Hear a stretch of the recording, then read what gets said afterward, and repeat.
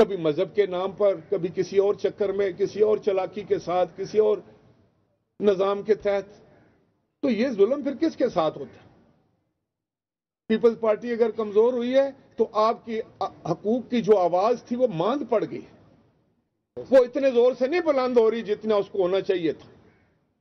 روایتی لوگ آ گئے ہیں جو صرف خوش کرنے کے لیے دو چار نعرے لگواتے ہیں اور چلے جاتے ہیں، کہتے ہیں آج ہمارا کام ہو گیا. نہیں میرے بھائی، آپ پاکستان کی شان ہے.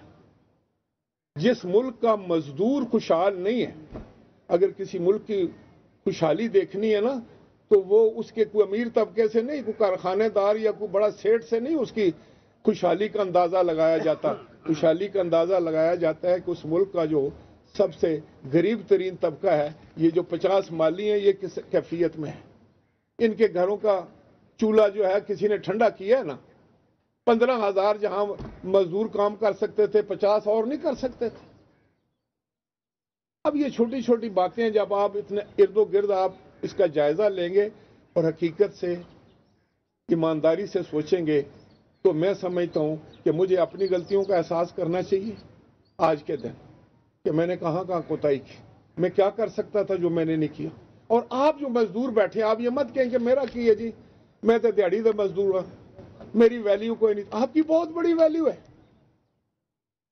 چودھری یاسین کہتا ہے کہ 15,000 میں سے 5,000 تو نکل کر آؤ نا، میں دیکھتا ہوں کون سا چیئرمین جو ہے وہ جائز بات نہیں مانتا.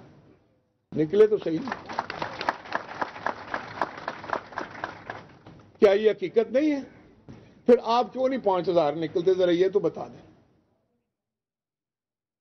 یہ سوال ہے جو میں آپ کے پاس چھوڑ کر جا رہا ہوں.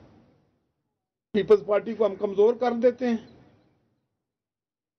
پروپیگنڈے کا ہم شکار ہو جاتے ہیں، اس کا چہرہ خراب کر لیتے ہیں، اور وہ بیچارے پھر مرتے گرتے پڑتے. وہ کہ جب آپ کی کوئی کال آتی ہے تو پھر نکل پڑتے ہیں، کہتے ہیں اٹھو، کیونکہ میری تو پارٹی کا یہ منشور ہے، میرے تو دل کی یہ آواز ہے کہ پسے ہوئے طبقے کے ساتھ کھڑا ہونا ہے، مزدور کے ساتھ کھڑا ہونا ہے، ہر دور میں کھڑا ہونا ہے. لیکن یہ آج اس بات کا تجزیہ ہمیں ضرور کرنا چاہیے، لیڈران کرام کو بھی کرنا چاہیے جو یہاں پر موجود ہیں، اور جو سب سے پیچھے میرا بھائی مزدور بیٹھا ہے اس کو بھی کرنا چاہیے، جو گھر میں بیٹھا آج کسی وجہ سے نہیں آیا اس کو بھی کرنا چاہیے کہ میں چاہتا کیا ہوں، میری زندگی کا مقصد کیا ہے. ٹھیک کہا انہوں نے کہ 32,000 یہاں تو ہم دے نہیں سکتے.